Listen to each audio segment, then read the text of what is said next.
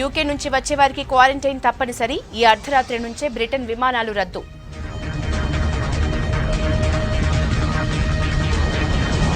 కొత్త రకం కరోనా ఇండియాకు రాలేదు. వైరస్ తీవ్రత ఎక్కువగా లేదన్న కేంద్ర ఆరోగ్య శాఖ.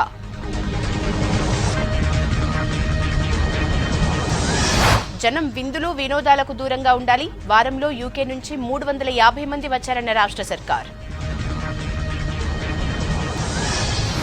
రైతులకు యూరియా లోటు లేకుండా మోడీ చేశారన్న కిషన్ రెడ్డి. కేంద్రం పథకాలను జనానికి అందించాలన్న బండి సంజయ్. స్థానిక సంస్థల్లో సమస్యలపై కాంగ్రెస్ సత్యాగ్రహ దీక్ష. ఫైనాన్స్ కమిషన్ నిధులను సర్కార్ మళ్లించిందన్న లీడర్లు. గ్రేటర్ ఎన్నికల ఫలితాల గెజిట్ ఇవ్వాలన్న బీజేపీ. 2 నెలలు పాత కౌన్సిలే ఉంటుందన్న స్టేట్ ఈసీ. రాష్ట్ర వ్యాప్తంగా కాకా వర్ధంతి కార్యక్రమాలు. జీవితాంతం పేదల కోసం పనిచేశారని నివాళులు. ఆన్లైన్ లోన్స్ కేసులో 16 మంది అరెస్ట్. అక్రమంగా 35% వడ్డీ తీసుకుంటున్నారన్న పోలీసులు. ఏపీకి కొత్త సీఎస్గా ఆదిత్యనాథ్ దాస్ నియామకం. సీఎం సలహాదారుగా నీలం సహాని, మున్సిపల్ సెక్రటరీగా శ్రీలక్ష్మి. కేంద్రం లేఖలో కొత్తేమీ లేదు. చట్టాల రద్దే మా డిమాండ్. బద్నాం చేయడానికే లెటర్ రాశారన్న రైతు సంఘాలు.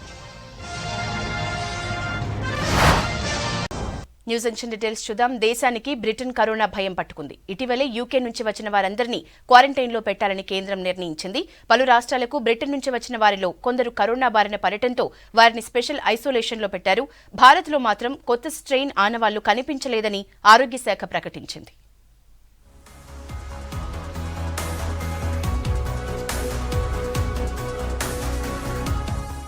బ్రిటన్ లో కరోనా కొత్త వైరస్ బయటపడటంతో అప్రమత్తమైన కేంద్ర ఆరోగ్య శాఖ అక్కడి నుంచి వచ్చిన వారి విషయంలో తీసుకోవాల్సిన జాగ్రత్తలపై విధి విధానాలు ప్రకటించింది. నవంబర్ 25 నుంచి ఈ నెల 23 మధ్య కాలంలో బ్రిటన్ నుంచి దేశానికి వచ్చిన వారికి ఆర్టీపీసీఆర్ టెస్టులు చేయాలని ఆదేశించింది. నిన్నటి నుంచి ఇవాళ అర్ధరాత్రి మధ్య బ్రిటన్ నుంచి వచ్చిన వారిని క్వారంటైన్ లో పెట్టి ఆర్టీపీసీఆర్ టెస్టులు చేయాలని చెప్పింది. ఒకవేళ కరోనా పాజిటివ్ వస్తే వారిని రెగ్యులర్ ఐసోలేషన్ కేంద్రాల్లో కాకుండా ప్రత్యేకంగా ఏర్పాటు చేసిన ఐసోలేషన్ కేంద్రాల్లో ఉంచాలని సూచించింది. వారికి స్పైక్ ప్రోటీన్ జన్యువు పరీక్ష కూడా చేయాలని, ఒకవేళ కొత్త స్పైక్ ప్రోటీన్ ఉన్నట్లు వెల్లడైతే వారికి ప్రత్యేకంగా ట్రీట్మెంట్ కొనసాగించాలని చెప్పింది. పాత కరోనా వైరస్ అయితే హోమ్ ఐసోలేషన్ లో పెట్టొచ్చని తెలిపింది. నవంబర్ 25 నుంచి ఇప్పటి వరకు బ్రిటన్ నుంచి వచ్చిన వారి వివరాలు రాష్ట్రాల వారీగా ఇవ్వాలని ఇమిగ్రేషన్ అధికారులను ఆదేశించింది కేంద్ర ఆరోగ్య శాఖ.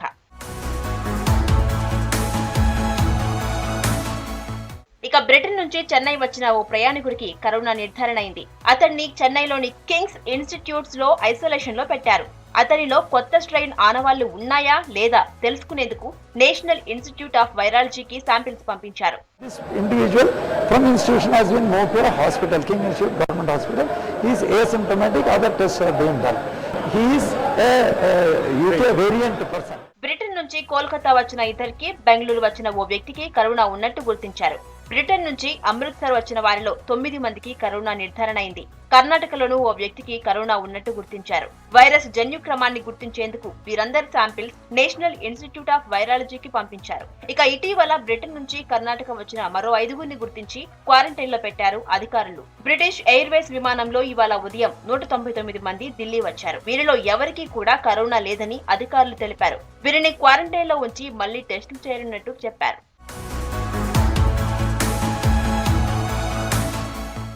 కరోనా కొత్త స్ట్రెయిన్ గురించి దేశ ప్రజలు భయపడాల్సిన అవసరం లేదన్నారు నీతి ఆయోగ్ సభ్యుడు డాక్టర్ పాల్. ఇప్పటి వరకు దేశంలో కొత్త స్ట్రెయిన్ ను గుర్తించలేదన్నారు. కొత్త వేరియంట్ తో వైరస్ వ్యాప్తి పెరుగుతుంది తప్ప వ్యాధి తీవ్రత, మరణాలు పెరగబోవన్నారు.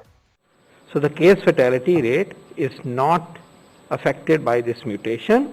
Hospitalization is not affected by this mutation.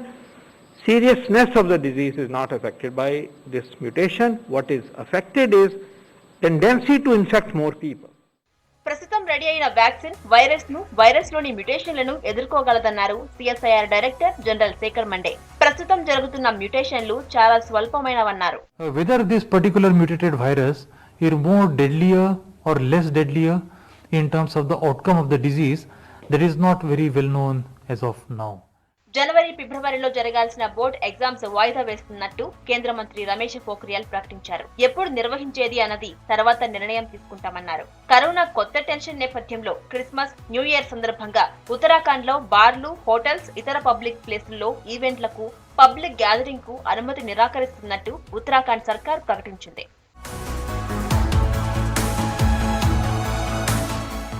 Corona కొత్త టెన్షన్ తో రద్దయిన విమానాల టికెట్ అమౌంట్ రీఫండ్, రీషెడ్యూల్ చేస్తామని ఎయిర్ ఇండియా ప్రకటించింది. రీషెడ్యూలింగ్, క్యాన్సిలేషన్ పెనాల్టీ రద్దు చేస్తున్నట్టు చెప్పింది. వచ్చే ఏడాది డిసెంబర్ 31 లోపు ఎప్పుడైనా ఉచితంగా తమ టికెట్ ను రీషెడ్యూల్ చేసుకోవచ్చని ప్రయాణికులకు ఆఫర్ ఇచ్చింది. బ్రిటన్ నుంచి వచ్చిన 4600 మంది ప్యాసింజర్లను క్వారంటైన్ లో పెట్టింది టర్కీ ప్రభుత్వం. నిన్న 335 మంది ప్రయాణికులకు కరోనా సోకినట్టు గుర్తించామని టర్కీ మంత్రి ఫహరెటిన్ కోకా ట్వీట్ చేశారు. యూరోప్ లోని అన్ని దేశాల నుంచి బ్రిటన్ కు రాకపోకలు పూర్తిగా నిలిచిపోయాయి. క్రిస్మస్ ముందు ఇలాంటి పరిస్థితి రావడంతో ఆహార పదార్థాల కొరత ఏర్పడే ప్రమాదం ఉందని స్థానిక అధికారులు ఆందోళన చెందుతున్నారు. కరోనా వైరస్ కొత్త రకం యూరప్ ను వణికిస్తుండటంతో రాష్ట్ర ప్రభుత్వం అప్రమత్తమైంది. యూరప్ నుంచి వచ్చిన వారికి, ముఖ్యంగా యునైటెడ్ కింగ్డమ్ నుంచి వచ్చిన వారిని క్వారంటైన్ చేసింది. అన్ని శాఖలను వైద్య ఆరోగ్య శాఖ అలర్ట్ చేసింది. ఇక ప్రైవేట్లో ఆర్టీపీసీఆర్ టెస్టుల రేట్లను కూడా తగ్గించింది ప్రభుత్వం.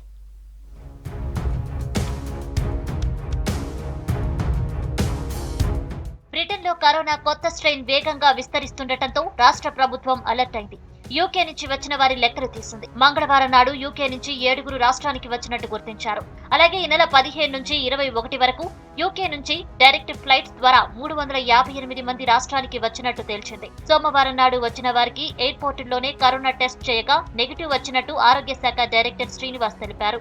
యూకే నుంచి వచ్చిన వారికి కరోనా నెగిటివ్ వచ్చినా వారం రోజులు క్వారంటైన్ లో ఉండాలని ఆదేశించారు.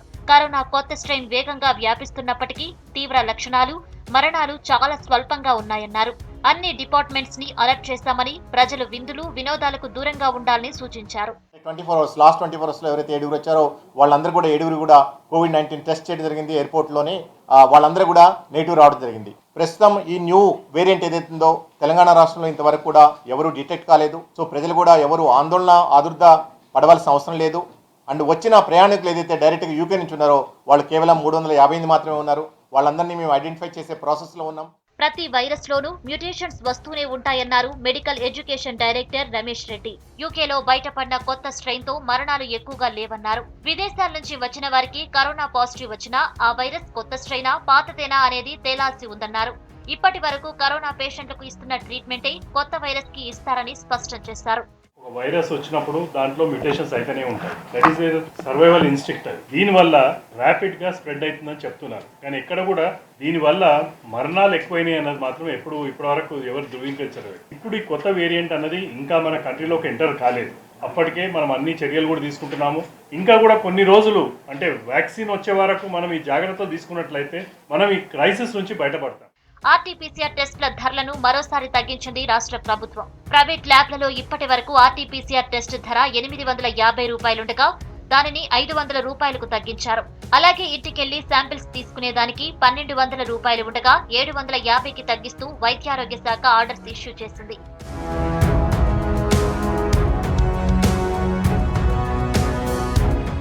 రాష్ట్రంలో కరోనా కేసుల సంఖ్య 2,82,347కు చేరింది. సోమవారం నాడు కొత్తగా 617 పాజిటివ్ కేసులు నమోదు అయ్యాయి.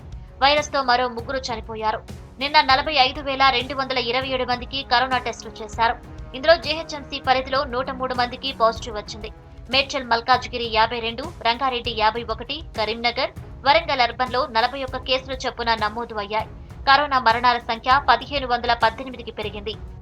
రైతుల బాగు కోసమే మోడీ ప్రభుత్వం అగ్రి చట్టాలు తీసుకొచ్చిందన్నారు బీజేపీ నేతలు. సన్నాలకు మద్దతు ధర ఇవ్వకుండా కేసీఆర్ రైతుల నిండా ముంచారని మండిపడ్డారు. కేసీఆర్ అవినీతి చట్టం మొత్తం విప్పుతామన్నారు కమలం నేతలు. తెలంగాణలో బీజేపీ అధికారంలోకి రావటం ఖాయమని ధీమా వ్యక్తం చేశారు. రైతులకు ఖర్చులు తగ్గించి ఆదాయం పెంచుతున్నామన్నారు కేంద్ర హోంశాఖ సహాయ మంత్రి కిషన్ రెడ్డి.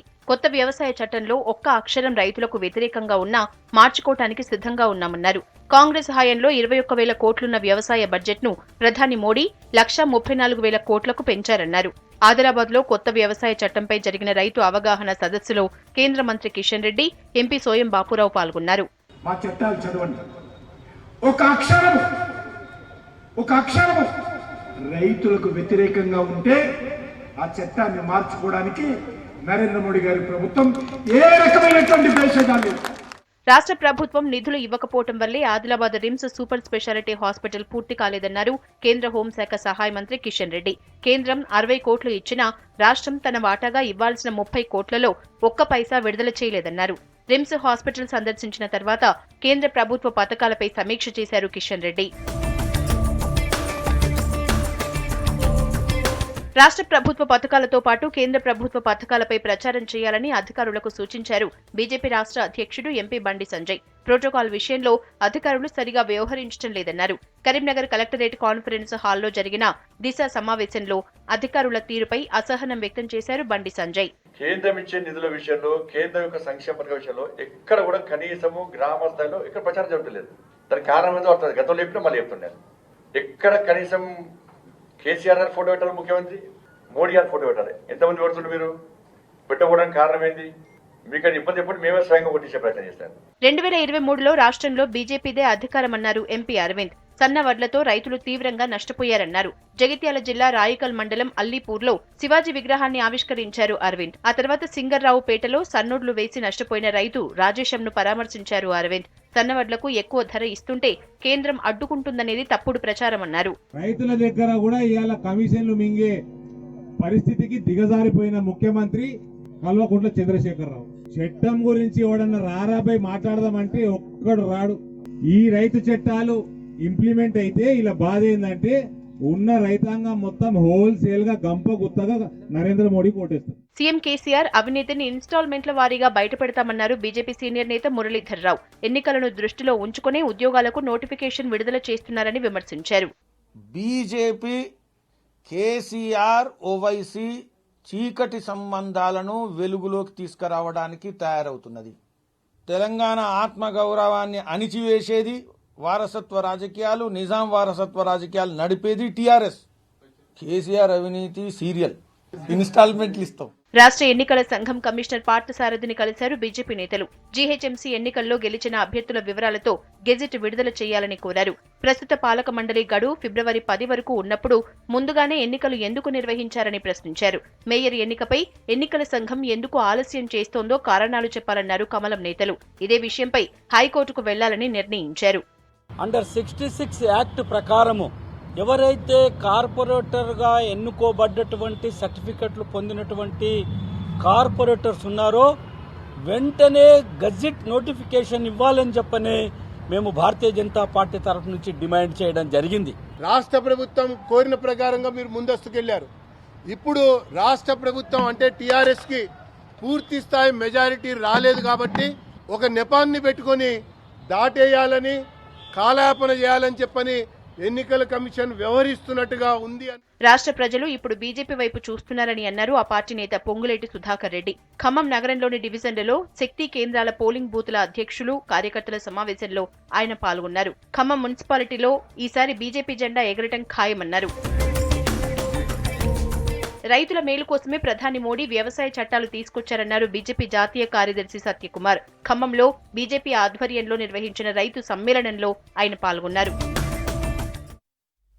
రాష్ట్రంలో గ్రామ పంచాయతీలు పూర్తిగా నిర్వీర్యమయ్యాయన్నారు పీసీసీ చీఫ్ ఉత్తమ్ కుమార్ రెడ్డి. గ్రామ సర్పంచ్, ఎంపీటీసీలను సర్కారు ఉత్సవ విగ్రహాలుగా మార్చేసిందన్నారు. కాంగ్రెస్ పార్టీ ప్రజాప్రతినిధుల్ని తీవ్రంగా వేధిస్తున్నారని ఆరోపించారు. ఇందిరా పార్క్ దగ్గర ఎంపీటీసీ, జెడ్పీటీసీ, సర్పంచుల సమస్యలపై సత్యాగ్రహ దీక్ష చేస్తున్నారు కాంగ్రెస్ నేతలు. గ్రామాల్లో టీఆర్ఎస్ దుర్మార్గంగా వ్యవహరిస్తోందన్నారు. తెలంగాణలో అనేక గ్రామ పంచాయతీల్లో, ఎంపీటీసీల్లో, జెడ్పీటీసీల్లో ఇబ్బంది పడుతున్నారు. మరి కాంగ్రెస్ పార్టీ సర్పంచులు అధికార పార్టీ వేధింపులకు గురవుతున్నారు. ఒక్కొక్క సంవత్సరానికి ₹1 అభివృద్ధి నిధులు ఇచ్చేది ఒక్కొక్క జెడ్పీటీసీ కాంగ్రెస్ గవర్నమెంట్ లో. సర్పంచులకి, జెడ్పీటీసీలకి, ఎంపీటీసీలకి వాళ్ళ గౌరవం కాపాడే విధంగా మనం కొట్లాడదాము. దేనికైనా సిద్ధమే. ఒక నియంతృత్వ పరిపాలకుడు ఈ రాష్ట్ర ముఖ్యమంత్రి అయిన తర్వాత ఈరోజు గ్రామీణ వ్యవస్థను పూర్తిగా గుత్తాధిపత్యం, ఈ విధంగా నిర్వీర్యం అవుతున్నటువంటి పంచాయతీరాజ్ వ్యవస్థను కాపాడుకునే బాధ్యత ఇవాళ అధికారంలో ఉన్నటువంటి జెడ్పీటీసీ, ఎంపీపీ, సర్పంచ్, ఎంపీటీసీలదే. మీరు పోరాటం చేయండి. పేదల పెన్నిధి కాకా వెంకటస్వామి వర్ధంతిని రాష్ట్ర వ్యాప్తంగా నిర్వహించారు. బీజేపీ, కాంగ్రెస్ నేతలు, దళిత ప్రజా సంఘాల లీడర్లు కాకాకు నివాళులర్పించారు. పేదలు, కార్మికులకు కాకా చేసిన సేవలు గుర్తు చేసుకున్నారు. కాకా అభిమానులు సేవా కార్యక్రమాలు నిర్వహించారు.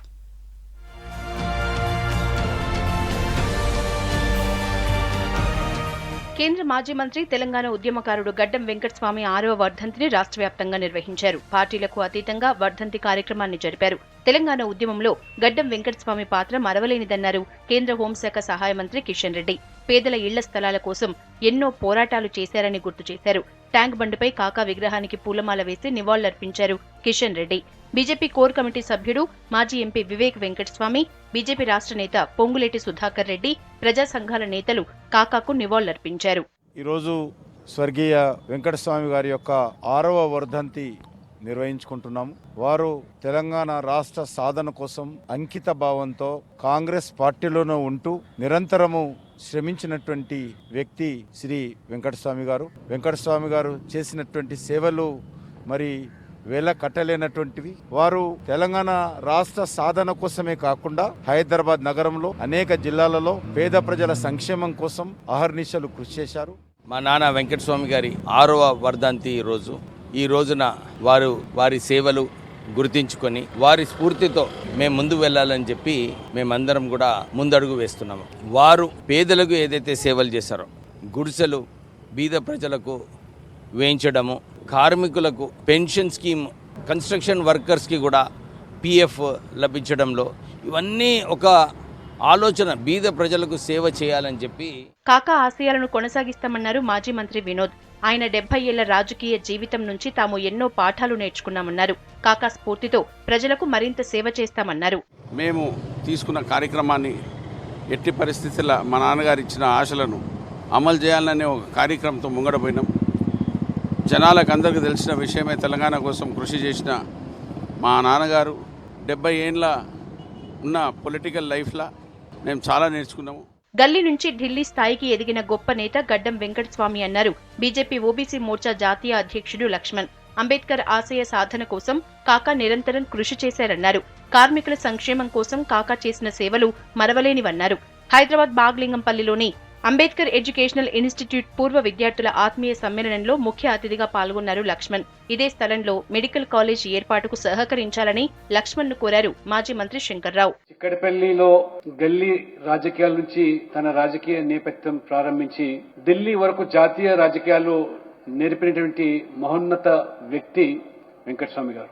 రాజకీయంగా అంచెలంచెలుగా ఎదిగి ఒక కార్మిక నాయకుడిగా, రాజకీయవేత్తగా, కార్మికుల యొక్క ప్రయోజనాల కోసం, సంక్షేమం కోసం వారు సాధించినటువంటి ఒప్పందాలు చెప్పుకుంటూ పోతే సమయం చాలదు. పేదల జీవితాల్లో వెలుగులు నింపిన నేత గడ్డం వెంకటస్వామి అన్నారు మాల మహానాడు జాతీయ అధ్యక్షుడు చెన్నయ్య. పేదల గుడిసెలున్న ప్రతి చోట కాకా ఉంటారన్నారు. తెలంగాణ కోసం ఆయన లాఠీ దెబ్బలు తిన్నారన్నారు. కాకా వర్ధంతి సందర్భంగా ఆయన విగ్రహానికి పూలమాలలు వేసి నివాళులర్పించారు చెన్నయ్య, దళిత సంఘాల నేతలు.